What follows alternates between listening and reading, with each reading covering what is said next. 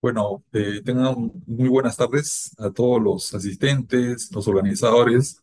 Bueno, agradezco la invitación y en este momento vamos a iniciar con la exposición y compartir un poco la experiencia bueno, que hasta el momento me tocó vivir sobre temas catastrales, registrales y sobre todo con la intención de que los nuevos valores de las universidades conozcan un poco la realidad de la formación preuniversitaria y su relación con el mundo real, con el mundo laboral.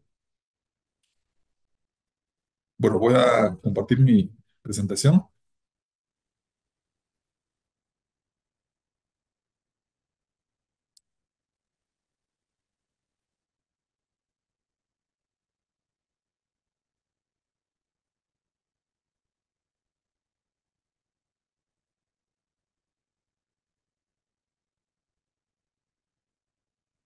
Ok, ¿se puede ver? Sí, ingeniero, sí se puede visualizar. Perfecto, gracias. Bueno, antes de iniciar con el tema principal referido a la retirada de predios, en el registro de predios, como esta exposición está dirigida a estudiantes universitarios de los últimos ciclos, la intención un poco es centrarnos primero dentro de la formación preuniversitaria y luego la aplicación de estos conocimientos dentro de la realidad laboral, por así decirlo. Entonces, como definiciones previas, primero tenemos que tener en cuenta que una rectificación se requiere realizar. ¿Por qué? Porque inicialmente la inscripción o en general cualquier tipo de procedimiento tuvo defectos, tuvo errores. Entonces hay que entender primero qué significa un error. Entonces, justo en la primera presentación quería demostrarles eh, la teoría del error, ¿no? El error se define como una diferencia entre el valor verdadero y el obtenido experimentalmente, ¿no? Y se diferencian entre dos tipos principales: el error sistemático y el accidental. ¿Cuál es la diferencia entre ambos? Que uno es del instrumento y otro es producto del operador, de la persona que se encarga, ¿no?, de realizar un procedimiento, una medición, un trabajo en general. Entonces, la teoría de los errores tiene por concepto que los cálculos necesarios para fijar los términos de comparación. Es decir, yo cuando hago una verificación tengo la opción de poder determinar la cantidad de error y si es que estos errores pueden ser permisibles o pueden ser tolerables, ¿no? Existe mucha normativa ahora en el registro que ahora me permite, pese a que hayan diferencias, ¿no?, de, una, de un cálculo en general con respecto a una realidad, poder aplicar o una documentación física, poder hacer unas comparaciones y si tengo o estoy dentro de una tolerancia, permitir que fluya esta solicitud o este acto. Toda la formación universitaria en el tema catastral se resume prácticamente en estas dos filminas. Primero, eh, el error geométrico y el error aritmético. Esos dos errores prácticamente son los que nos marcan a nivel de toda nuestra formación. ¿Qué significa el error geométrico? A nivel catastral, sabemos que un elemento geométrico es el que representa a un predio, por ejemplo, ¿no? Y el error aritmético es el error del cálculo, ¿no? O el valor numérico de lo que representa esta geometría. Ahora, ¿en qué momento se detecta el error geométrico? Cuando yo termino de construir un elemento. Y el error geométrico, el error aritmético, cuando el valor no coincide. ¿Ok? Entonces, hay que tener en cuenta que el mundo real está inserto en un error. O sea, no existe una medición perfecta. Si que alguien le dice que ha conseguido un equipo que permite hacer un levantamiento perfecto, eso es falso. Siempre que uno hace una medición, siempre está sujeto a errores. No existe, hasta el momento, no existe un levantamiento perfecto, ¿no? Y ese error también hay procedimientos como realizar las compensaciones de estos tipos de errores que se generan. Bueno, y el segundo concepto que también tenemos que tener en cuenta es sobre la red geodésica. En primer lugar, toda la geometría o el catastro que nosotros alimentamos o mantenemos dentro del registro, esta información está con una posición única en el espacio. Entonces, para que esta posición única sea real, tenemos que cualquier tipo de levantamiento esté amarrado a esta red geodésica. Ahora, ¿cuál es el ente rector de la cartografía en el Perú? Es el IGN. Entonces, el IGN es quien dicta las normas para la implementación de la red geodésica. Ahora, hay que tener acá, bueno, un paréntesis previo al inicio, que, por ejemplo, la teoría dice que tras yo tengo mayor precisión, ¿no? Las mediciones son más perfectas. Entonces, mayor precisión, ¿cuándo la obtengo? Cuando tengo un equipo, ¿no? de última generación, un equipo de mejor capacidad, ¿no? de poder elaborar o recolectar información más precisa. Pero eso dice el papel, ¿no? En la práctica no pasa esto. Lamentablemente, ¿qué es lo que pasa?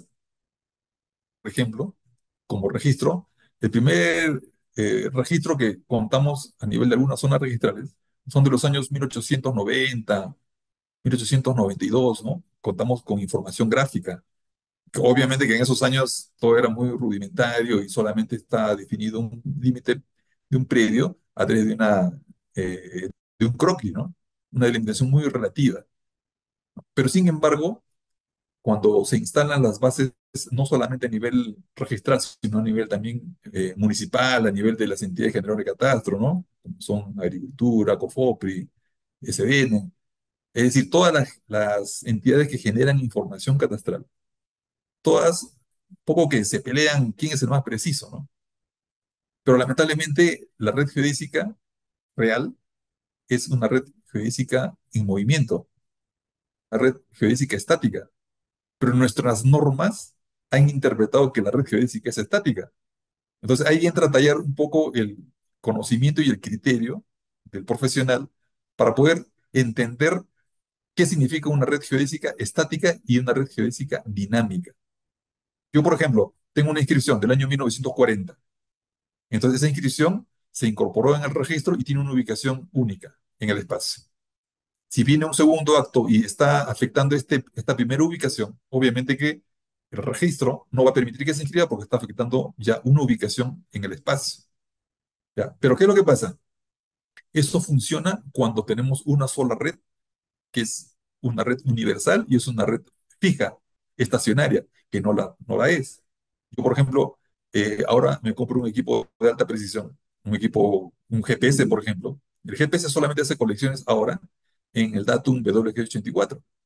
No hace colección de datos en PESAT 56, pero el grueso de la información del registro a nivel nacional, ¿no? Estamos hablando mínimo de un 80-90% de información inscrita está en el datum PESAT 56.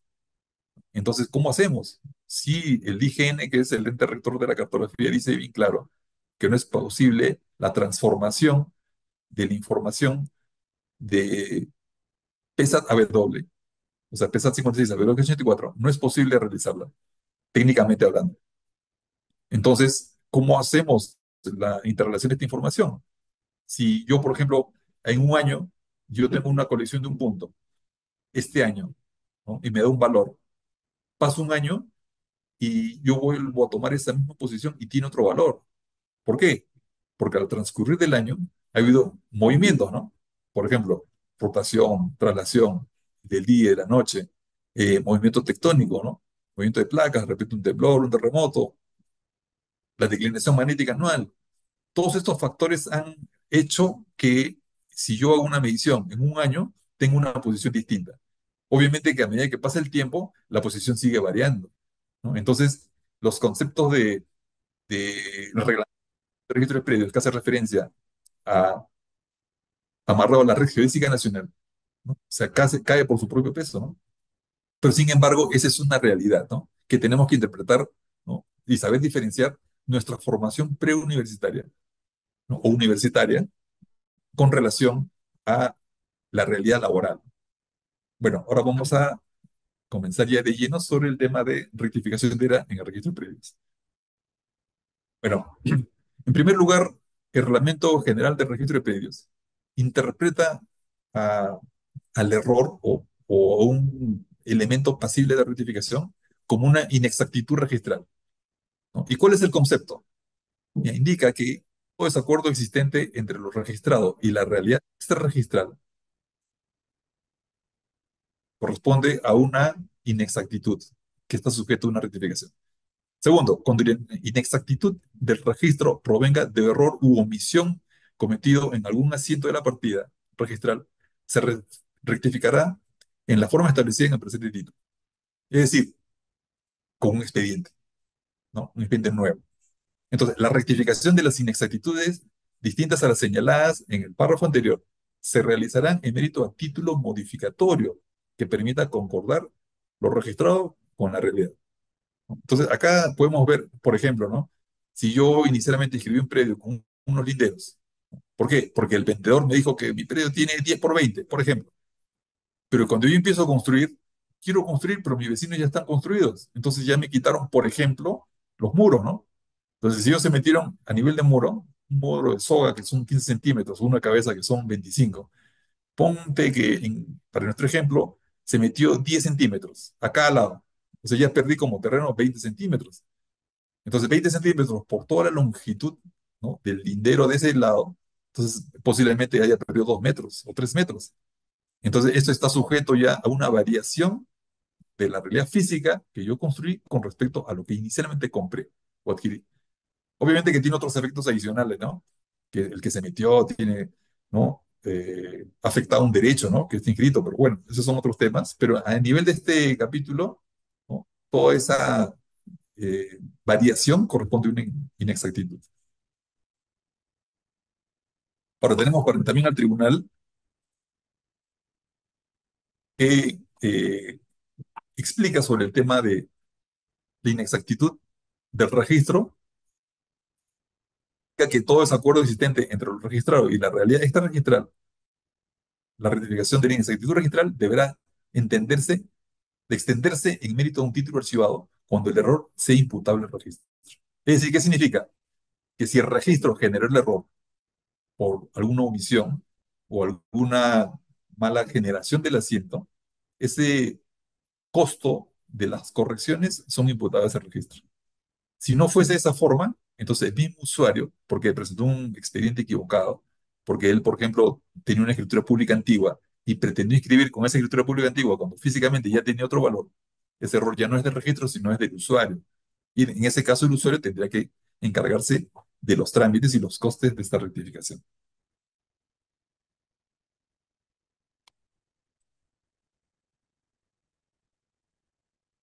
Es decir, toda diferencia existente entre lo registrado y lo extrarregistrado, o sea, lo real, corresponde a la rectificación de áreas, linderos, medidas perimétricas o inexactitudes registrales, que requerirá siempre de un título modificatorio. Ahora, en el registro, título es un sinónimo de expediente, ¿no? O sea, requerirá de un expediente modificatorio para adecuar la realidad física del predio con referencia a las características que aparecen inscritas en el registro.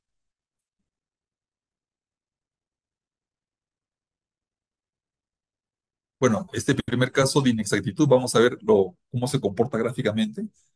Ahí en la pantalla pueden ver eh, una pequeña área de una lotización, ¿no? Si se dan cuenta, por ejemplo, la manzana L y la manzana K son dos manzanas colindantes, pero sin embargo, fíjense el frente hacia la calle 7, ¿no? En teoría, cuando se habilita un área, se habilita como una zona urbana, dentro del diseño urbanístico siempre se busca que se respeten los alineamientos viales para un tema de circulación, ¿no? De vial. Pero fíjense qué pasó en este caso, ¿no? Para el ejemplo, un ejemplo así generado, fíjense que todos los lotes están alineados menos la manzana L. Esta es una línea proyectada del alineamiento vial de esa manzana. Y fíjense que hay un área que todavía no está alineada, ¿no? Entonces, puede ser por un tema del diseño, ¿no? De repente se consideró que iba a ser un jardín, ¿no? Pero sin embargo, con el transcurrir del tiempo, como todos se alinearon, el 12 y 13 de la manzana L también se alineó, pero se alineó físicamente, no registralmente.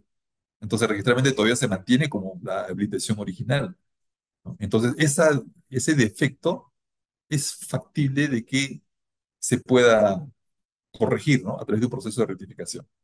Entonces, en el proceso de rectificación ya quedaría, como pueden ver ahora, el lote 2 y 3. ¿Ok? Esta es en la zona urbana. Ahora, en la zona rural pasa lo mismo, ¿no? Fíjense esa parcela, la parcela que tiene la partida electrónica número 11359300. Ahí funciona de la misma forma, ¿no? Fíjense la forma inicial que tiene esta parcela, ¿no? Que ahora la resaltamos. Y fijen cómo ahora, dentro del transcurrir del tiempo, ha habido un proceso de alineamiento hacia la vía en ambos lados. Y esta inexactitud también es factible que se pueda formalizar en el registro, ¿sí? Hay que tener en cuenta que el registro en el Perú no es obligatorio, ¿no? Entonces, yo, por ejemplo, tengo todos mis derechos cuando yo tengo mi escritura pública. Y en la escritura pública aparece todos los datos que físicamente estoy poseyendo. Entonces, si yo quiero tener la seguridad jurídica sobre ese predio, hago mi trámite registral. Pero todos mis derechos están respaldados sobre la escritura pública de adquisición. Ahora, en la práctica, ¿quién es el que motiva la inscripción en el registro? Normalmente el que motiva es la necesidad del usuario, la necesidad del propietario. Si, por ejemplo, yo soy un propietario y quiero ir al banco y quiero pedir una hipoteca, por ejemplo, un crédito en general, el banco me va a decir, necesito una prenda para que pueda tener una garantía sobre el préstamo que te estoy ofreciendo, ¿no? Porque si no tengo ningún predio por hacer el préstamo, ¿no? De repente te vas con el dinero y no tengo cómo recuperarlo. Entonces ahí nace la necesidad de que el registro o el uso de un predio. Cuando yo tengo mi predio inscrito, recién voy al banco y me dice, dame una prenda, le doy una pasada, y efectivamente el banco verifica que es tu propiedad, cumple con toda la formalidad y te otorga el préstamo, te otorga la hipoteca, te otorga el crédito. Esa es un poco la necesidad, o sea, el registro se mueve en base a la necesidad del usuario, ¿no? Entonces, mientras no haya necesidad, muchas o pocas personas acceden al registro, ¿no? Ya más por conocimiento es lo que estamos eh, entrando, ¿no? Dentro de la formalidad. Bueno, el primer tema que vamos a tocar ahora es la rectificación de error material. ¿Qué significa una rectificación de error material? El artículo 82 del Reglamento General del Registro de Predios, la rectificación de errores materiales se hará en mérito del respectivo título archivado, salvo que no se encuentre en la oficina, en cuyo caso se procederá conforme al capítulo 2 del título 8 de este reglamento, a efecto de que previamente se reconstruya el título archivado correspondiente. En conclusión, ¿qué significa, ¿no? A veces la redacción de los artículos no son muy claros, ¿no? Para la interpretación técnica, ¿no? De un profesional de ingeniería o de arquitectura. Muchas veces son términos un poco más acomodados a la interpretación legal, ¿no? Pero en conclusión, ¿qué quiere decir esto? El orden material significa que yo tengo un expediente, lo presento al registro y se genera una partida cuando el registro lo inscribe. Entonces, esta partida está generada en base a la interpretación del registrador. Es decir, el registrador entiende los datos más relevantes de ese expediente y esos datos relevantes los transcribe en un asiento, en una hoja, en una partida electrónica, ¿no? Entonces, en esa partida aparece lo que él ha interpretado del expediente técnico. Pero está sujeto a que, por ejemplo, diga por el frente con 6 y le haya puesto 8, ¿no? Por la derecha con el señor Juan Pérez y le haya puesto, por ejemplo, señor Perico. Entonces, este tipo de errores se puede corregir cuando en el título archivado, o sea, en el expediente inicial, en vez de que consta en el registro, si en ese expediente aparece el dato correcto que difiere del asiento registral o de la copia literal, entonces ahí el propietario puede pedir que constituya este procedimiento a un error material. Entonces, en este caso, lo que va a hacer es solicitar el error material para que se corrija ese asiento, ¿no? O esa partida electrónica, y en esa corrección se ponga el valor correcto. Entonces, ¿qué más significa? Significa que, por ejemplo, no significa que el registro va a entrar y como esa hoja está mal hecha, lo va a borrar y va a poner una hoja nueva. No, todo lo que está en el registro no se puede borrar. Entonces, lo que se hace es, se genera un nuevo asiento, una nueva hoja, ¿no? Dentro de esa partida registral. Y en esa nueva hoja, en ese nuevo asiento, va a aparecer los datos de la rectificación por raw material, ¿no? Ojo que hay que tener en cuenta que los defectos que están en el asiento, ¿no? Se detectan cuando en el expediente físico que está en el título, que está en el registro, tiene valores distintos, ¿no? No es que el registro esté equivocado y se inscribió mal y yo quiero que me rectifiquen. ¿Por qué? Porque se midió mal, ¿no? Este primer caso de rectificación es cuando existe una diferencia entre los datos que están en el título archivado con respecto al asiento. Ok, vamos entonces ahora al primer caso, ¿no? Que después de eso lo vamos a plantear, ¿no? Dentro de la siguiente etapa de casos. A plantear. Ahorita vamos a hacer una reseña general nada más. El primer caso, por ejemplo, indica que es un acto de declaratoria de fábrica, ¿no? Donde hace referencia la ubicación de ese expediente en el título X inscrito en la partida X.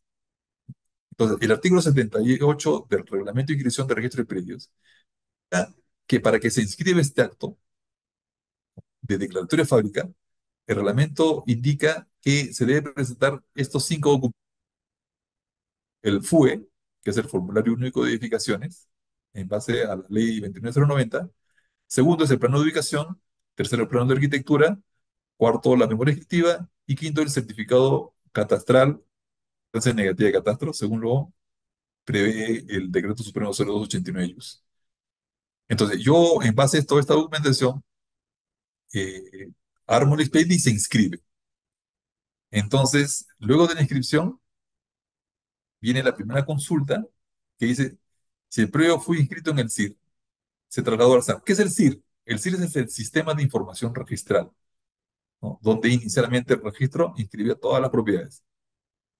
Y después se traslada al SAR. El SAR es un segundo sistema registral. Lo que pasa es que desde los años 96, 97, cuando se inicia COFOPRI, eh, se genera un registro paralelo, que fue el sistema eh, registro predial urbano, el RPU, y en este registro predial se inscribía todo lo que saneaba COFOPRI. Entonces, en ese momento habían dos registros, ¿no? Registros paralelos, y eso no era correcto, ¿no? Entonces, el año 2004 se integran ambos registros, ¿no? Y ahora ambos están insertos dentro de la SUNAR, ¿no? Que es el registro de predios, en este caso. Ya, entonces, para el ejemplo, o para el primer caso, se hace el traslado, pero ¿qué pasa? Una partida puede tener N asientos, es decir, es como un DNI. Casa tiene una sola partida, y dentro de la partida puede tener cientos de asientos, muchos asientos. Entonces, el primer asiento es la primera inscripción, segundo asiento de repente es una subdivisión, tercero viene una hipoteca, cuarto viene un embargo, quinto viene un levantamiento de hipoteca y así, ¿no? Cada vez sobre una sola partida puedo estar teniendo diversos asientos, diversos actos. Entonces, en este ejemplo, ¿qué pasó? Primero se inscribe en un sistema registral y después viene Cofopri y nuevamente hace un acto sobre esta misma partida. Entonces, cuando hace ese procedimiento, para el ejemplo, el segundo procedimiento lo inscribe sin medidas. ¿Por qué? Porque esto fue producto de un levantamiento, un trabajo que hizo Cofopri. Entonces, lo que hace la pregunta de este caso es si procede la solicitud de rectificación por no material.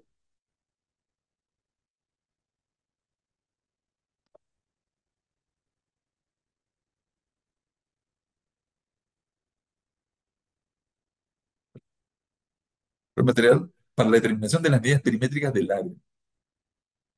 ¿Es posible que se pueda realizar? ¿Sí o no? ¿No? Entonces, hay que tener en cuenta que si inicialmente se inscribe este predio en un sistema y en el asiento, ¿no?, 5 o 6 recién entra COFOPRI. Y en ese asiento 5 o 6, ¿no?, continúa con sus actos, pero en este ejemplo, de que no complete esa información que corresponde a las medidas perimétricas diarias. Entonces, la pregunta es si es que procede o si es que puede o no puede jalarse la información de un asiento anterior para formalizar o corregir este asiento, ¿no? Y se pueda completar la información. Pero, para el segundo caso,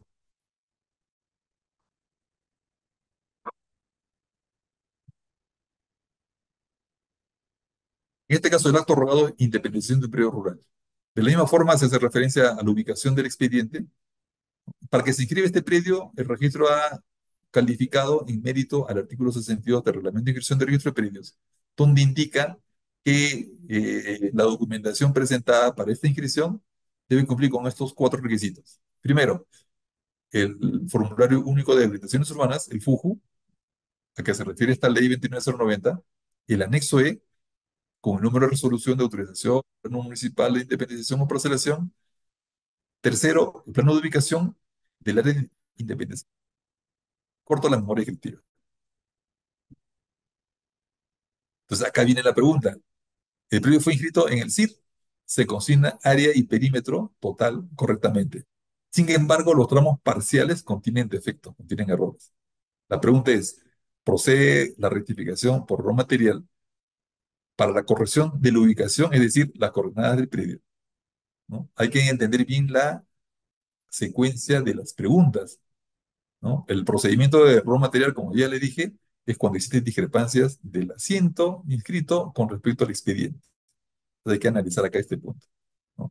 Hay que tener en cuenta bien, bien, bueno, ustedes son estudiantes en formación, ¿no?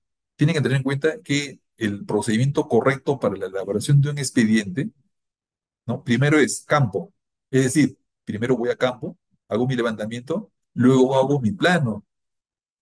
Posteriormente de hacer el plano, recién inicio la elaboración de la memoria descriptiva.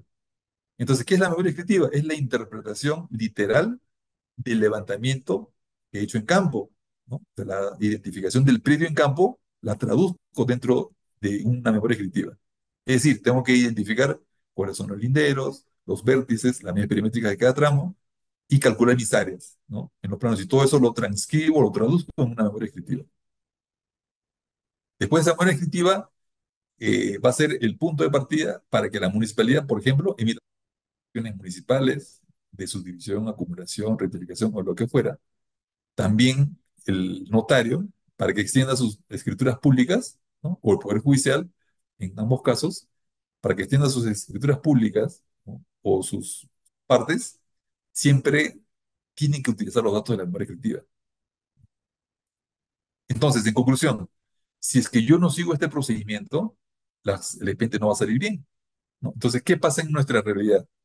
Por ejemplo, ¿no? Si hay un propietario que tiene, ¿no? Y eso muchas veces se ha notado, ¿no? Un propietario que tiene una casa, ¿no? O tiene un terreno, y el terreno dice, ya, te voy a vender 10 por 20. Entonces, hacen los documentos todo y le venden 10 por 20. Entonces, hace un segundo documento y al otro propietario, otro vecino más, le vuelve a vender 10 por 20, 10 por 20, 10 por 20. Entonces, ¿qué pasa? Cuando todos compraron y quieren empezar a construir, entonces empieza el primero, respeta sus 10 por 20. Pero ¿qué pasa? Como no viene un lote al costado, ya no fue 10 por 20, sino que se metió de repente su ladrillo 15 centímetros. Construir el segundo y ya no se ve en la misma ubicación, sino que como el otro se metió, él también se vuelve a meter al siguiente lote. Se mete 15 centímetros más. Más 15 en el anterior son 30. Y así, ¿no? Y así va empezando a generarse más error. Entonces, cuando llega al último predio, posiblemente ya el error se haya creado, o sea, haya crecido hasta de repente 50 centímetros, 1 metro. Entonces, ¿qué es lo que pasa? ¿No? Y hay una variación. Entonces, cuando se va a querer inscribir ese propietario, la municipalidad, cuando revisa los documentos, luego que, o sea, el proyectista hace un expediente técnico, pues lleva a la municipalidad para que lo vise. La municipalidad, para avisar, dentro de su procedimiento también hay una etapa de control de calidad o inspección ocular. Y la inspección ocular va a campo y verifica nuevamente ese levantamiento. Si en ese levantamiento verifica y encuentra medidas distintas, no te va a firmar el plano que tú le has presentado. Por más que tú lo hayas hecho con los documentos legales, ¿no? Con la escritura pública. No te la va a firmar, te va a decir, no, eso está mal, que el lindero no mide 10, sino como había recorte, el otro se ha metido por acá, por allá, ahora tiene 9. Entonces, 9 por el fondo también que ya varió. Entonces, ahí empiezan los problemas, ¿no? Ya no va a servir todo el procedimiento, sino te va a obligar a que nuevamente inicies todo el proceso, volviendo a hacer el levantamiento del plan. Entonces, siempre sugerencia es seguir esa secuencia, ¿no? Primero el levantamiento de campo, luego plano, luego memoria escritiva y recién de la memoria escritiva ya hago mis resoluciones municipales de escrituras públicas. Segundo tema, rectificación diaria por error de cálculo.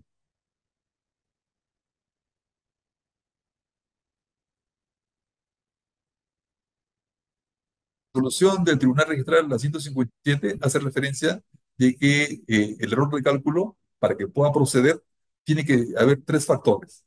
Primero, que el error surgió por un equivocado cálculo, ¿no? Entonces, para que pueda entrar dentro de este procedimiento, yo tengo que encontrar que una inscripción antigua, ahora la puedo volver a representar, pero tengo que volver a mantener los mismos linderos de la inscripción antigua.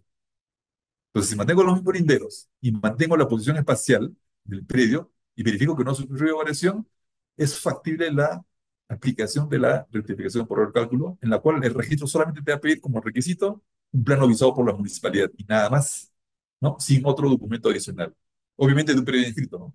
Entonces, es un método muy simplificado, pero acá hay un tema bien técnico que hay que tener en cuenta, ¿no?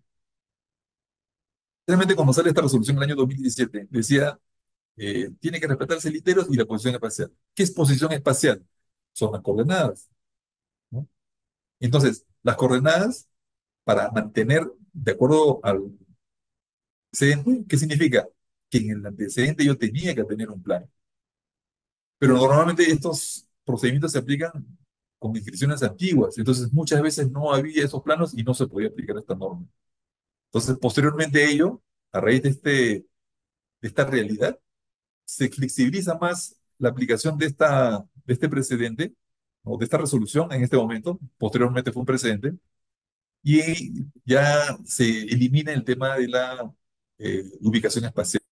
Entonces solamente el registro exige que se respeten los linderos del antecedente.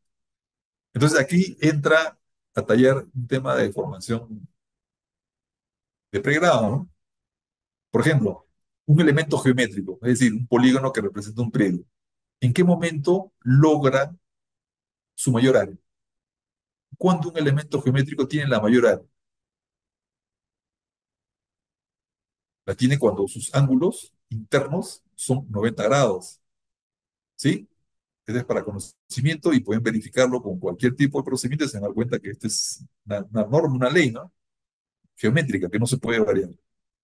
Entonces, cuando yo tengo mi polígono que tiene 90 grados, puede tener 4, 5, 6 vértices, pero si todos tienen 90 grados, entonces el cálculo de área va a ser el mayor área que me puede ofrecer. ¿Cuál es la mayor área de ese elemento? Multiplicando, por ejemplo, en el caso de de cuatro lados. Yo tengo la mayor área cuando son ángulos rectos. Entonces, si son ángulos rectos, obviamente que es un rectángulo, ¿no? Entonces yo mido o multiplico lado por lado y ese es su valor máximo que pueda. Entonces, si el polígono tiene los ángulos más agudos o más obtusos, es decir, menos de 90 o más de 90 grados, siempre el área va a ser menor. O sea, nunca voy a encontrar geométricamente que un polígono tenga más de la mayor área cuando sus ángulos son distintos a 90 grados. Y eso también es comprobable, ¿no? Bueno, continuemos. Entonces, posterior a ello, sale esta resolución el 2019, ¿no? En la cual, eh, como le dije, ella es procedente de la rectificación por error de cálculo, solamente verificando el tema de los linderos. Entonces, si antes decía 10 por 20, ahora tengo que comprobar que mi expediente diga 10 por 20. Y si es así, el valor del área que indique el expediente es el que va a quedar, ¿no? Se va a rectificar, solamente el registro va a exigir la presentación de plano realizado por la municipalidad. ¿Ve? Y acá vamos a dar un ejemplo para tener en cuenta un poco esta figura, ¿no? Miren el tomo 962 que ven en pantalla, hoja 421 de 38. Fíjense que ese plano o ese predio está inscrito en ese tomo, pero no aparece en la base gráfica. ¿Por qué? Porque la inscripción o la presentación de documentos técnicos, es decir, planos, al registro es obligatoria desde la modificación o desde la vigencia del Reglamento de Creación de Registro de Predios del año 2003. La resolución 503 del año 2003 aprueba el nuevo reglamento y en ese momento recién es obligatoria la presentación de planos. Antes del 2003 era opcional. ¿no? Muchos lo presentaban sí, pero no era obligatorio como desde el año 2010. Entonces, ¿qué pasa? Este periodo se inscribe, pero como no había la necesidad de presentar plano, no se presentó plano y quedó la base gráfica como ustedes ven en pantalla. Entonces, un usuario dice, o un ingeniero proyectista, o un dibujante, ¿no? O un estudiante de ingeniería quiere elaborar este plano, entonces ya tiene el concepto de que es un error de cálculo y como no necesita escritura, no necesita ningún otro dato, solamente la fiabilidad, entonces hace un ejercicio para poder corregir esta inexactitud. Entonces, ¿qué hace? Presenta la primera propuesta. Esa es una primera propuesta de un plano en la cual él determina que esa es la forma del predio y que tiene los linderos. Entonces, ¿qué hace el registro para verificar si esa información está o no está correcta? Lo único que hace es verificar los linderos, nada más. El área se va a rectificar en mérito al valor que este elemento geométrico aparece. Entonces, miren, acá tenemos un segundo ejemplo que también se ha respetado. Los linderos de la partida inscrita salen de esta forma que es distinta a la forma anterior. Es decir, nosotros tenemos, fíjense, estas dos versiones, ¿no? El polígono rojo fue la primera versión y el azul la segunda versión. Ambos son distintos, pero siempre, sin embargo, los dos tienen los mismos linderos de la partida inscrita. Entonces llega el registro y entra en el debate si es que procede o no procede el primero o el segundo caso. Entonces, ¿qué hace el registro? Verifica, lo único que puede verificar según esta norma es que los linderos sean construidos de acuerdo a los linderos. Y como ha sido construido este polígono en base a los linderos, tal cual está inscrito, entonces no podría cuestionar ninguna de las dos versiones. Lo único que sí tiene que verificar es que esta propuesta no afecte a predios ya inscritos. Si cumple con esa formalidad, el registro va a permitir que se inscriba. Ok, entonces ahora viene el caso de acuerdo a este ejemplo, se cuenta con una inscripción del año 40, en la cual se describe los linderos del predio que fueron levantados con wincha de lono, es decir, una información muy relativa. Y los datos de los linderos y medidas perimétricas fueron tomados sobre superficie del terreno. ¿Qué significa sobre superficie del terreno? Es decir, si yo tengo, por ejemplo, un predio que está ubicado en la ladera de un cerro, entonces yo mido siguiendo la superficie de este lindero, de este predio. Pero ¿qué pasa? Nosotros sabemos por formación al menos de técnica, que no, las mediciones de un terreno no lo puedo medir en base a la superficie. Las mediciones son, ¿no? Mediciones horizontales. Es decir, cuando yo, por ejemplo, utilizo un GPS, utilizo una estación total, yo pongo mi estación y cuando hago la medición, la medición no es siguiendo el relieve de la Tierra. Lo que hace el equipo es, hace una medición horizontal, ¿no? Y me mide directamente hasta el punto. Ese es el tema, ¿no? Entonces, ¿qué pasaría en este caso? Tendría que evaluarse si es que hay o no hay procedencia de esta solicitud. Ahora, acá también surge quizá un comentario adicional, ¿no? Por ejemplo, cuando yo voy a hacer un levantamiento topográfico o un levantamiento geodésico, ¿qué es lo que tengo que tener en cuenta? Primero, que los equipos son sensibles, ¿no? Como sensibles que son, tienen que estar siempre en evaluación, tiene que estar verificándose la calibración del equipo. Entonces, muchas veces, por necesidad, por premura de los proyectos o de cumplir, ¿no? Con unas metas, a veces olvidamos el de estar verificando la calibración del equipo.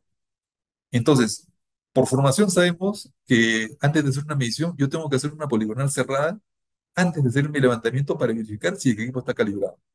Porque en ese momento yo puedo ver si es que está mal el equipo, ¿no? Y si está descalibrado, no puedo hacer la medición porque me va a salir una información que no corresponde a la realidad, ¿no? O sea, muchas veces, mucha gente no la hace porque te quita tiempo, ¿no?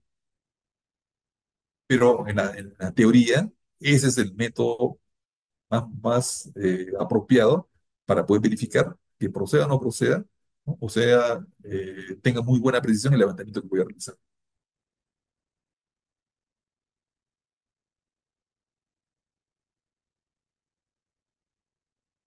El tercer punto, rectificación de área en el procedimiento ante el SBN. ¿Qué es el SBN? Es la Superintendencia de Bienes Nacionales, que también es otro procedimiento de rectificación, que lo hacen entidades del Estado, ¿no? O para saneamiento de bienes públicos.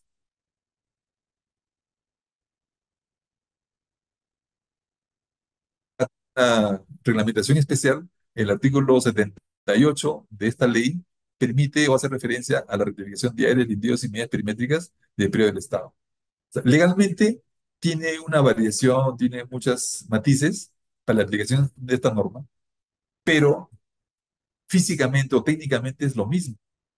Nosotros hacemos un levantamiento en campo y después del levantamiento en campo representamos este levantamiento dentro de una memoria escritura y esta memoria escritura, para el caso del SBN, no aprueba con una escritura pública, sino con una resolución.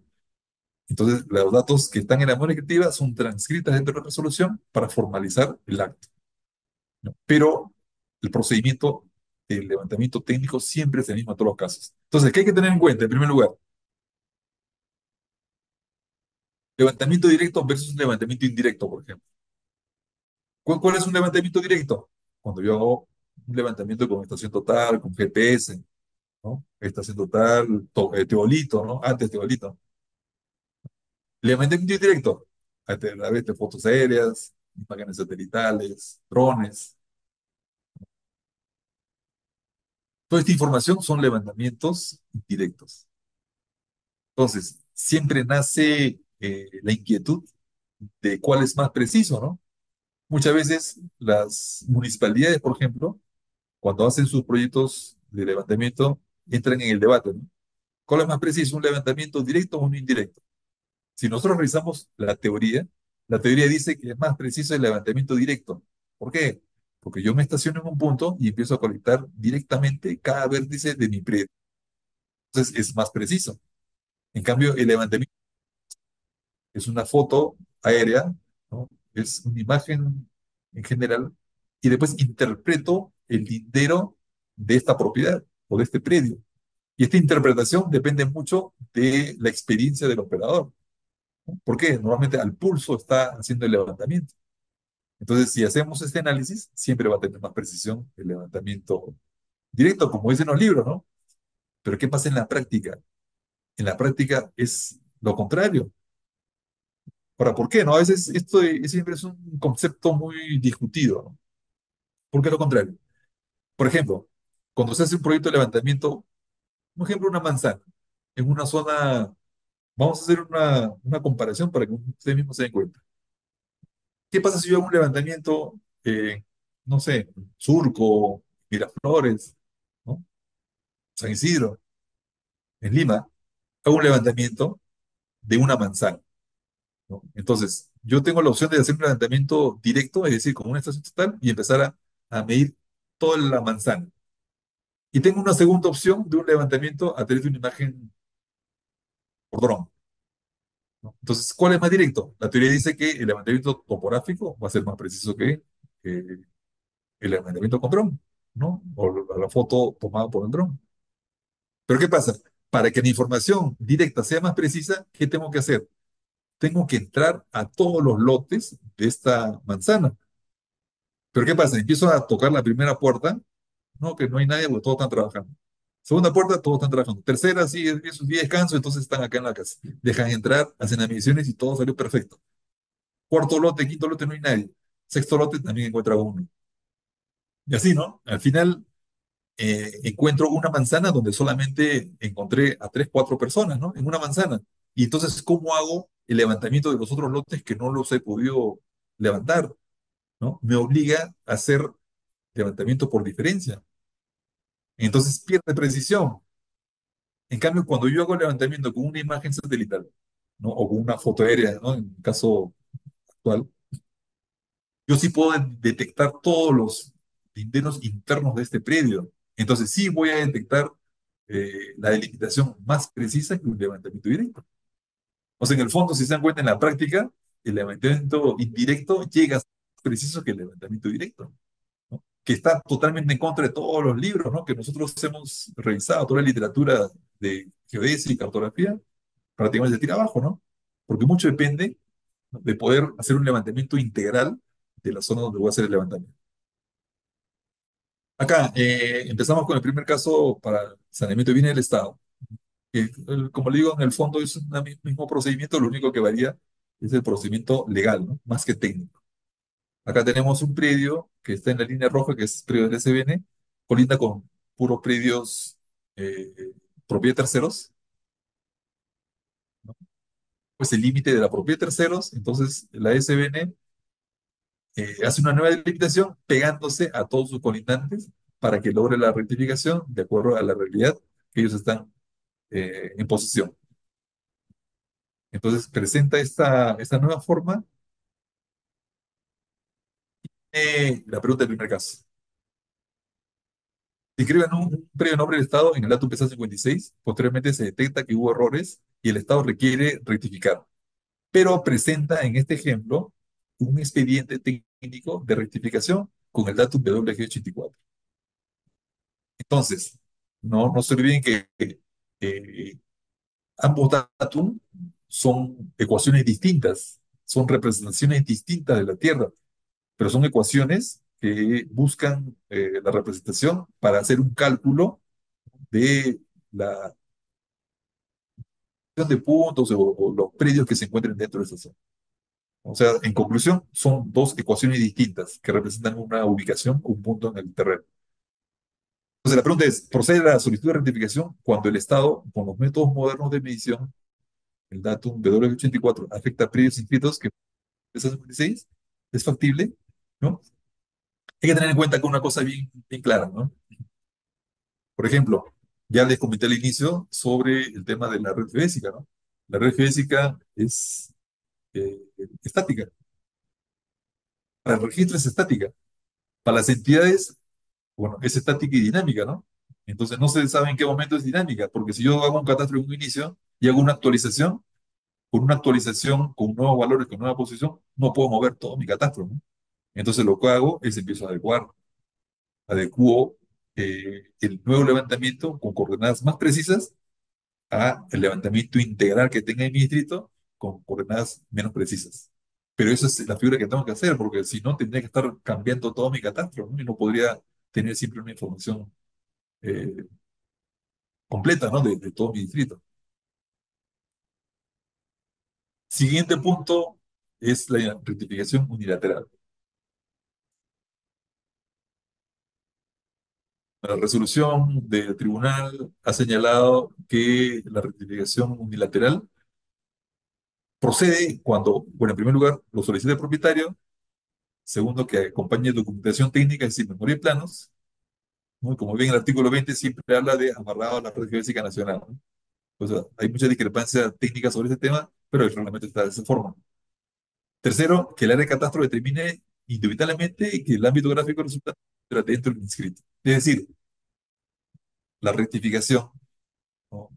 Unilateral solamente procede cuando el predio está dentro del polígono inicial. Si está fuera, ya no corresponde una rectificación unilateral. Ahora, ¿qué significa unilateral? Eso es lo que me faltó comentarles, ¿no? La rectificación unilateral significa que solamente interviene el propietario del predio inscrito legalmente para consentir esta rectificación. Es decir, no es necesario que intervengan los colindantes porque no hay afectación. Pero para que no haya afectación de un colindante, ¿qué significa? Que todos los linderos deben ser iguales o menores. Si es que el lindero uno es mayor, no entra dentro de este grupo de rectificación unilateral. Entonces, eso es lo que hay que tener también en cuenta, ¿no? Y el cuarto punto, si el predio se encuentra afectado con gravámenes convencionales, inscritos o medidas cautelares, deberá acreditarse la autorización. Y es un tema legal, ¿no? Si es que tiene cargas, tiene que intervenir todos los que están, ¿no? Dentro de los gravámenes. Este es el ejemplo, ¿no? Para esta rectificación unilateral. Ya. Fíjense que para este ejemplo tenemos una sección vial que es la calle 84 y hay una línea en la cual se ha planteado una ampliación de vía. Es decir, a todos los predios que estaban inscritos en esa área se les tiene que recortar. ¿Por qué? Porque ha habido un ensanchamiento de vía, porque ha habido mucho más tráfico, el plan de desarrollo urbano ha determinado que esa sección inicial no era la adecuada para el flujo de vehículos que van a haber, entonces se ha hecho una ampliación de esta vía. Entonces, dentro de la ampliación, este lote 5 entra en un proceso registral por necesidad y requiere la rectificación. Como le dije en un momento que era porque realmente el banco le exige, ¿no? Pero tienen que estar formalmente inscritas. Entonces, entra una necesidad de la rectificación y tiene que rectificarse ese predio. Entonces, tenemos muchos procedimientos que ya hemos estado viendo de rectificación, pero sin embargo, cada procedimiento se diferencia por requisitos y por costos. El propietario siempre prefiere ir a un procedimiento de rectificación unilateral, porque solamente interviene él y nadie le puede decir no o sí, no le va a afectar la opinión de un colindante. Entonces, tiene que verse si es que es factible o no factible eh, la aplicación de este tipo de rectificación. Entonces, en este ejemplo se recorta, por ejemplo, el lote 5. Como hemos visto, no había aceptación del lote 4 o 6, se recortó el lindero y procede, ¿no? Simplemente con una intervención notarial por la diferencia de áreas, en la cual el propietario es el único que intervenió sin necesidad de que los clientes hayan participado. Y acá viene el caso. Se escribe un predio a nombre de un propietario X, con el linderos frente y fondo 10 y derecha e izquierda con 20. O sea, un predio aproximadamente de 200 metros, como le dije, dependiendo del ángulo. Si el ángulo es recto, el predio mide 200 metros. Si es distinto el ángulo, es más agudo, más obtuso, debe ser menor a 200. ¿Ok? Entonces, la pregunta es, geométricamente, ¿cómo puede lograr que el polígono que representa a un predio tenga un lindero mayor al inscrito, pero que se encuentre dentro del polígono primigenio? Sacar la pregunta es, ¿cómo es posible que si yo tengo, por ejemplo, 20 por 10, es posible que yo pueda tener alguno de los lados mayores a los iniciales, ¿no? Y este dato mayor esté dentro del primigenio? ¿Sí o no? ¿Cuál es la figura? ¿Cuál es en todo caso la forma, ¿no? De este predio que pueda lograr cumplir con esta condición? Bajo la ley 27333, ¿qué dice la ley 27333? Primero, el artículo 13 hace referencia de esta ley que el primer procedimiento es por mutuo acuerdo, ¿no? Entonces, ¿qué significa mutuo acuerdo? En primer lugar, que mediante la escritura pública suscrita por el propietario y los propietarios de todos los periodos colindantes, ¿no? En la que estos últimos manifiesten su conformidad con el área de linderos medias perimétricas y o linderos según corresponde. Es decir, yo quiero hacer una rectificación y todos mis vecinos van a asistir notarialmente, ¿no? O porque el notario los va a notificar para que firmen unas actas en las cuales estén conformes con la propuesta de rectificación. Ese es un tema legal. El segundo procedimiento también legal, el procedimiento notarial no contencioso, en la cual eh, se tramita según el procedimiento al que se refiere el artículo 504 y tal civil y el reglamento 27 de la ley 27157, en la cual se aplique siempre y cuando el área real del predio sea igual o inferior a la registrada en la partida. ¿Qué significa? Que la rectificación a mayor no entra en este procedimiento, ¿no? Segundo, cuando el área real es superior a la registral, procederá este trámite siempre y cuando exista una certificación registral de que el área mayor no afecte a otros colindantes registrados. Obviamente que en este procedimiento, el que va a evaluar este caso es el, el área técnica, ¿no? De registro. Pero esta área técnica tiene que tener ese concepto, esa idea, ¿no? De cómo interpretar el polígono que representa el periodo que está ingresando a este procedimiento de rectificación notarial. Y siguiente, en la rectificación de áreas linderos, medidas perimétricas, debe emplazarse a los titulares registrales. Es decir, en el caso que esta rectificación afecte a un colindante, entonces esa afectación tiene que estar identificada y cuánto es el área de afectación para que esta área sea recortada del otro predio, ¿no? Eso también es factible de acuerdo a este procedimiento.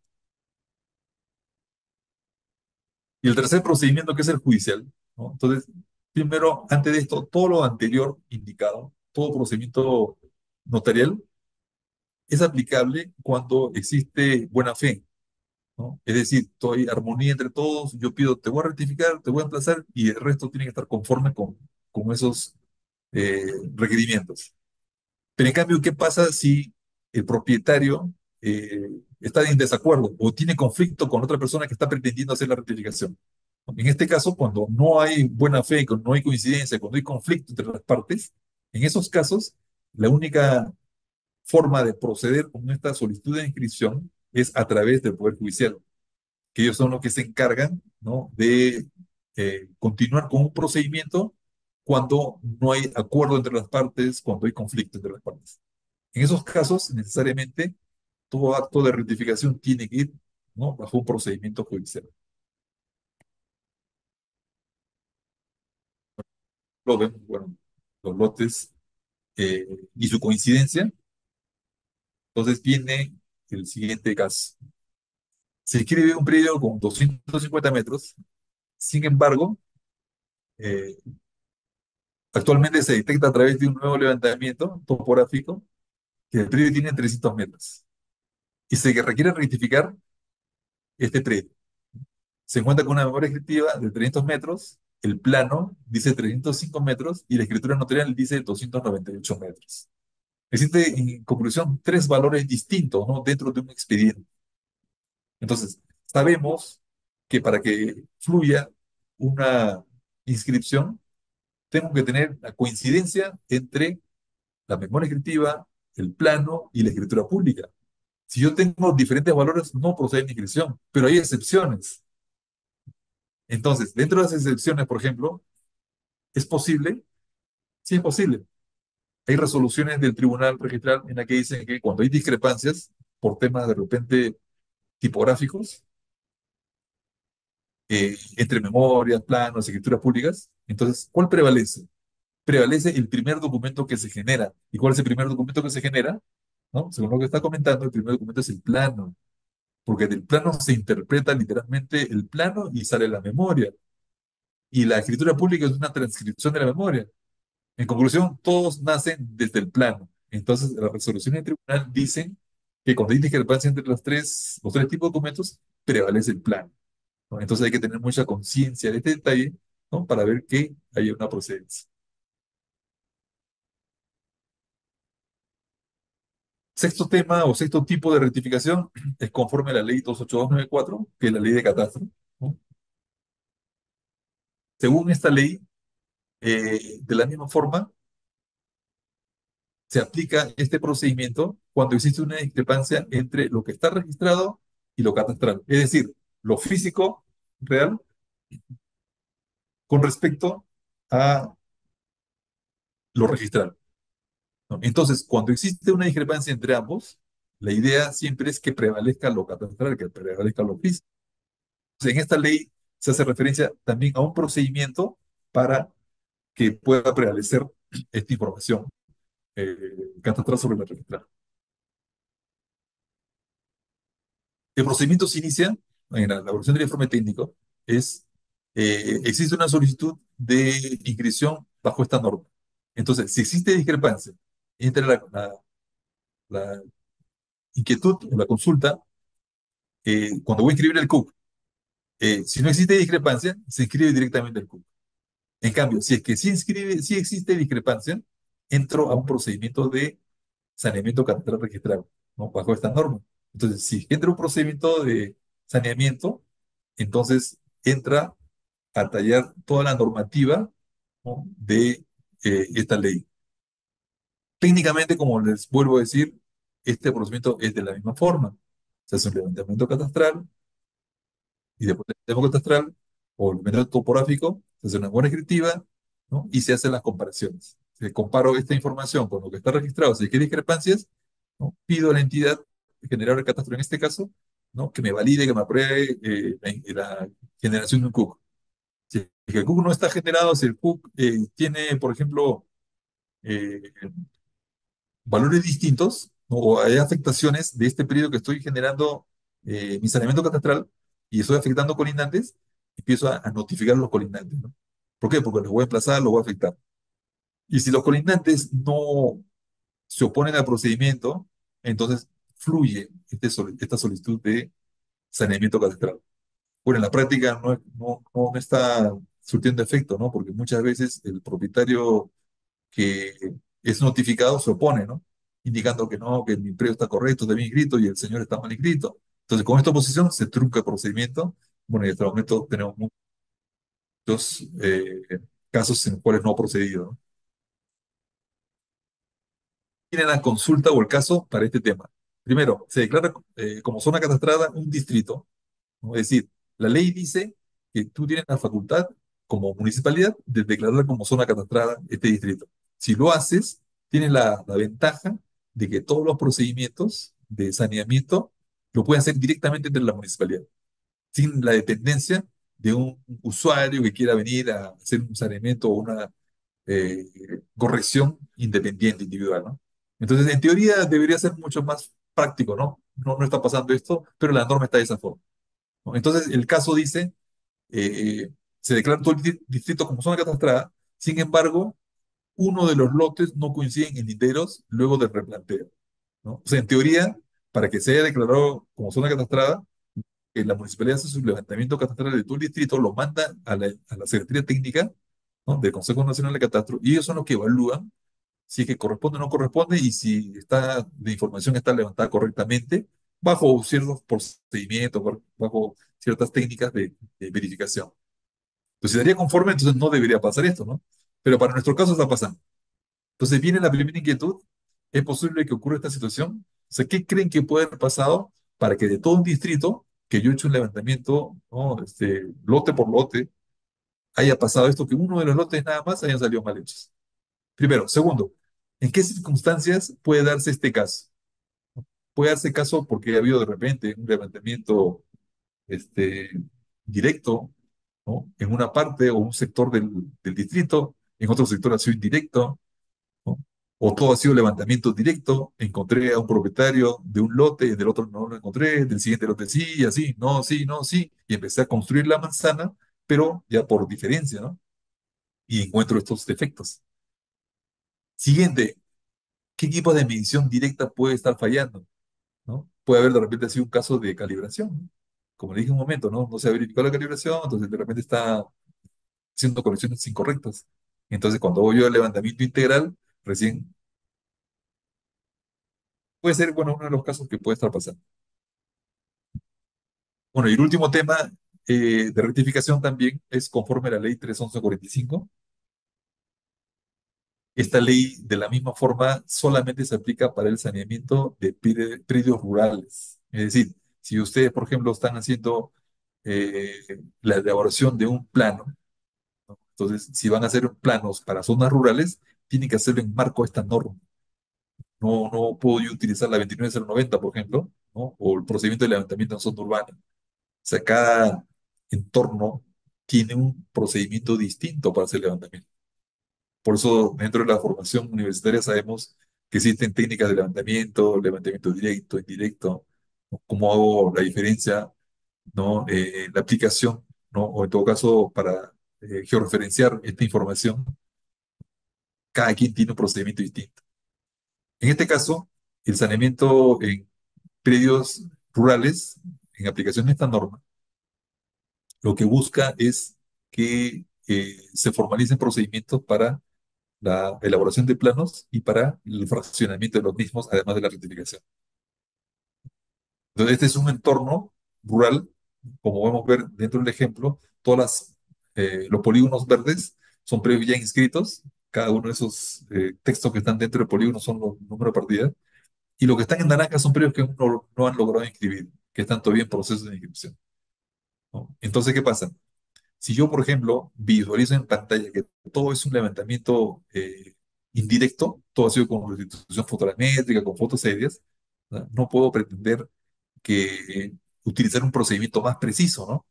Si yo hago un levantamiento con este total, después de hacer ese levantamiento tengo que adecuarlo al levantamiento indirecto, porque si yo voy a pretender que solamente prevalezca lo directo, no va a coincidir, ¿no? Ambas informaciones van a estar bien trabajadas técnicamente, pero no va a poder integrarlas en una sola base. ¿Por qué? Porque son procedimientos y precisiones distintas, ¿no? Y no voy a lograr mi objetivo, que es, ¿no? El acto de rectificación con esta ley. Y además el ente generador de catastro, en este caso, que es el gobierno regional, tampoco nos va a permitir, porque él va a esperar que el expediente que uno presente coincida con el catastro ya levantado, ¿no? De todo el sector. Entonces, acá surge el último caso, que es, se solicita la rectificación de áreas de predios rústicos en áreas de expansión urbana, ¿no? Entonces, miren, le dije que la norma, en este caso, rige los procedimientos de levantamiento en zonas rústicas o zonas rurales, no en zonas urbanas, en zonas de expansión urbana tampoco. Entonces, la ley eh, orgánica de municipalidades, la 29090, que son leyes, ¿no?, de bienes o predios urbanos, hacen referencia de que el predio, cuando está en un área urbana o de extensión urbana, ¿no? Entonces, ¿cómo defino en cuál de las áreas está? Cargando esta información sobre mi cartografía o mi catastro distrital y verifico si es que ese predio se encuentra en área urbana o en área de expansión urbana.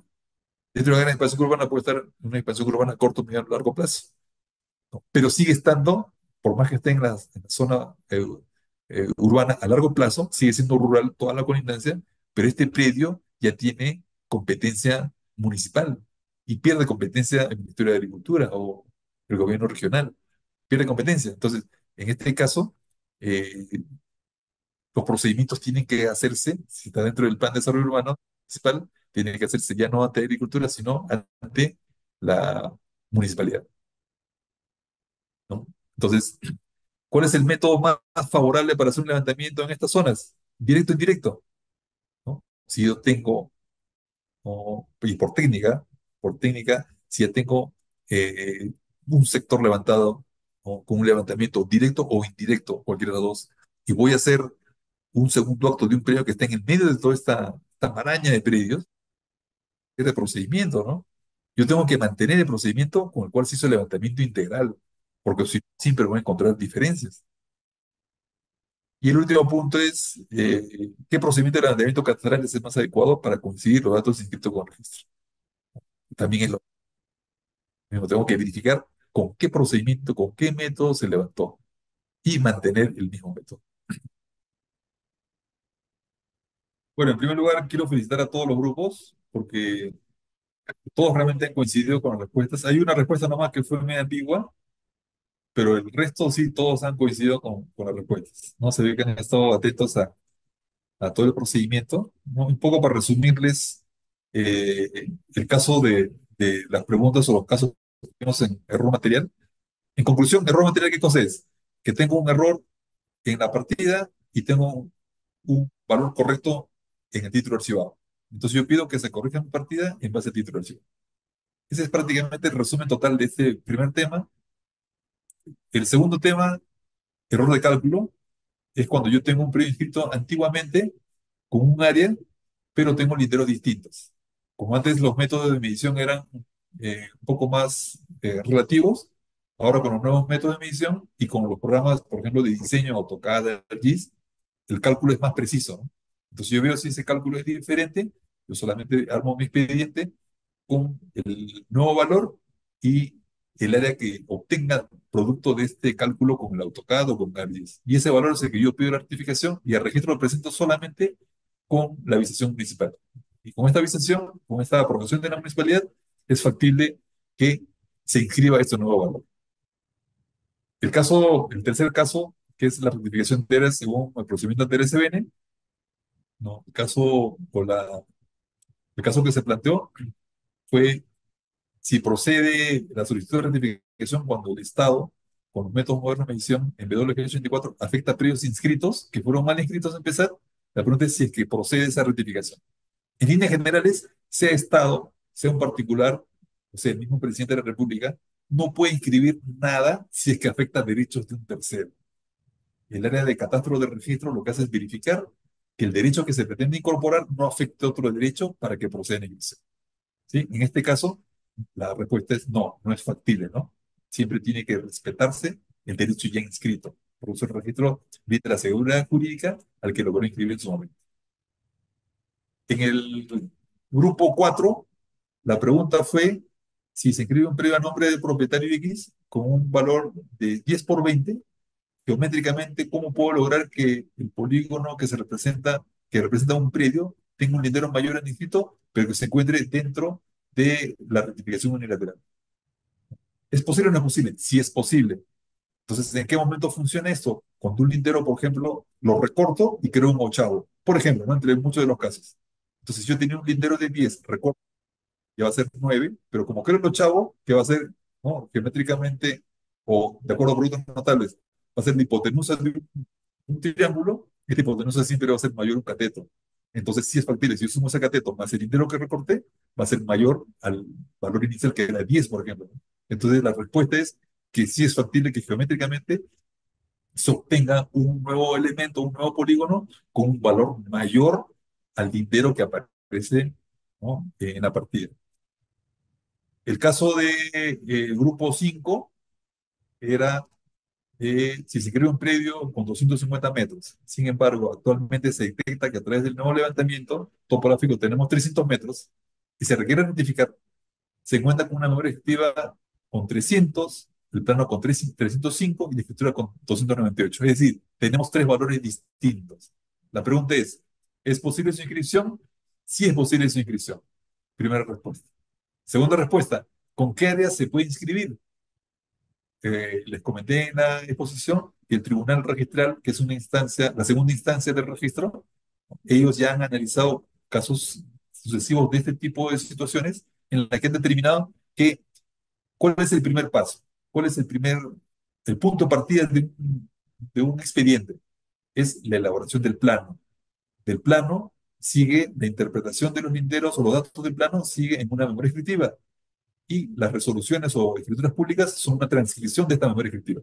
En conclusión, si es que hay discrepancia entre los tres, el que vale, el que predomina es la madre del cordero, o sea, el plano. Entonces, pregunto, la segunda pregunta dice, ¿con qué área se puede inscribir? Con el área del plano, ¿no? Y la tercera pregunta es, ¿qué sugerencia plantearía usted para solucionar este tipo de casos? En primer lugar, ¿no? Si se dan cuenta, el plano estuvo correcto, pero lo que estuvo correcto fue la memoria y la escritura pública. Entonces, lo que corresponde es que las memorias escritivas son una transcripción del plano, es decir, yo empiezo a leer el dato del plano y lo consigno en memoria. Pues esa misma memoria la transcribo nuevamente en parte notarial. Entonces, la idea es tener un poco más de cuidado a la hora que generamos estos valores, ¿no? Porque cuando sean temas automatizados, ya ese tipo de errores se minimiza, ¿no? Pero cuando siempre hay dependencia de un operador, de un técnico que hace las labores manuales, siempre pasa ese tipo de problemas. El grupo 6 sobre la ley 28294, la ley de catastro, el caso indicaba si se declara como una zona catastrada un distrito, sin embargo, uno de los lotes no coinciden en linderos, luego de un replanteo. Es decir, se declaró como zona catastrada un distrito y en un lote que está mal levantado. Entonces, la primera pregunta ¿es posible que que ocurra esta situación? Teniendo en cuenta que para la declaración de zona catastrada han intervenido el IGN, la municipalidad, el equipo técnico de la municipalidad, un profesional contratado, ¿no? por la municipalidad que hace el proyecto. O sea, hay varios técnicos que hacen la verificación de todo el distrito. Entonces, en teoría no debería haber este tipo de errores, ¿no? Entonces, ¿a qué se debería un error de este tipo? En primer lugar, de acuerdo a la experiencia que ha sucedido en el caso, es por la descalibración de un equipo. Por eso siempre es bueno estar verificando el equipo, ¿no? Cuando tú haces una medición, ¿no? Y un equipo está descalibrado, no te das cuenta del error. Cuando tú lo procesas, tampoco no te das cuenta y tú generas todo hasta el final, ¿no? Entonces, cuando haces un segundo levantamiento con un nuevo equipo, recién detectas el error. Entonces, acá ¿cuál es el motivo de este tipo de errores? Es por el equipo que fue utilizado para este tipo de levantamientos. Segundo, ¿en qué circunstancias puede darse este caso? Como primer ejemplo, como le dije, el tema de calibración, ¿no? Los equipos son muy sensibles, los golpeas y se descalibró, ¿no? Segundo, las condiciones de levantamiento, ¿no? Hay equipos que tienen condiciones para poder hacer el tipo de levantamientos, ¿no? Debe ser, por ejemplo, en zonas donde no hay mucho magnetismo, donde eh, no debe haber mucha cobertura que impida la visualización, por ejemplo, cuando hace la captura de datos y tiene que conectarse, por ejemplo, un GPS con los satélites, ¿no? Requiere que no haya interferencias, sino también se distorsionan las medidas. Y una pregunta, ¿qué equipos de medición directa pueden estar fallando? Medición directa, por ejemplo, la estación total, ¿no? Como le dije en un inicio, por el tema de golpes y se haya descalibrado, ¿no? Esos son los motivos por los cuales pueden estar pasando esto. Y el último grupo, que es el grupo 7, el caso indica, se solicita la rectificación de áreas de un predio rústico en área de expansión urbana. Bien, predio rústico en área de expansión urbana. La primera pregunta es, ¿las entidades generadoras de catastro que validan la documentación técnica son las municipalidades o los gobiernos regionales? En este primer ejemplo. Si estamos hablando de un periodo rústico en área de expansión urbana, toda la área urbana y de expansión urbana a corto, medio y largo plazo, según lo que les indiqué en la exposición, son jurisdicción de la municipalidad distrital, no es competencia de agricultura. Agricultura solamente tiene competencia fuera del área de expansión urbana. Entonces, en este caso, la respuesta del primer punto es que ¿quién tiene generadora de catastro valida la documentación técnica? Es válida. Primero. La segunda pregunta, si los periodos inscritos fueron levantados con métodos de medición indirecta, ¿es posible levantarlo con método directo sin apoyo del antecedente? Es decir, si yo tengo, por ejemplo, un levantamiento que se ha hecho con una imagen o una foto aérea a través de restitución fotogramétrica, ¿es posible levantarlo de forma directa? Es decir, luego para hacer una segundo acto, una división, por ejemplo, lo puedo levantar con estación total, ¿no? Sin apoyo del antecedente, es decir, sin poder tener el límite que se hizo con método indirecto, no, no es posible. Necesito de todas maneras el antecedente. ¿Para qué? Para que cuando yo haga mi levantamiento con estación total ahora, lo pueda adecuar al polígono inicialmente levantado. Porque si no hago esto, como son precisiones distintas, voy a generar superposición. Entonces, en conclusión, no es factible. Necesito siempre el apoyo del antecedente. Y la última pregunta es, ¿qué procedimiento de levantamiento catastral es el más adecuado para coincidir con los datos inscritos en registro? Es lo que le estaba comentando, ¿no? Primero, el procedimiento de levantamiento, si yo tengo que hacer un levantamiento, tengo que primero investigar cómo se llegó a levantar inicialmente. Si fue inicialmente levantado con método directo, ahora necesariamente tengo que hacer con método directo. Pero ¿qué pasa al revés? ¿Qué pasa si se levantó inicialmente con método indirecto? ¿No? Entonces, si ahora yo quiero hacer un segundo acto con método indirecto, no voy a contratar un avión para que me haga el levantamiento. Lógico. Entonces, por técnica, ¿qué es lo que se hace? En este caso, si el antecedente fue levantado con método directo, es decir, a través de restitución, ahora lo que tengo que hacer es levantamiento con estación total y después ese levantamiento con estación adecuarlo a mi levantamiento inicial de restitución. Porque si no hago esa figura, lo que voy a hacer es generar superposición sobre colindantes, porque las precisiones son distintas. Y siempre en este tipo de casos es más precisa el levantamiento directo. Pero como es más preciso, tiene ecuaciones distintas, ¿no? Y los valores y la forma y lo que es necesario siempre una adecuación, ¿no? Entonces, en conclusión, ¿cuál sería el levantamiento catastral más adecuado para coincidir con los datos? Es el levantamiento de acuerdo al levantamiento primigenio, el inicial. Continuar con el mismo método. Perfecto, eso es todo. Gracias, organizadores.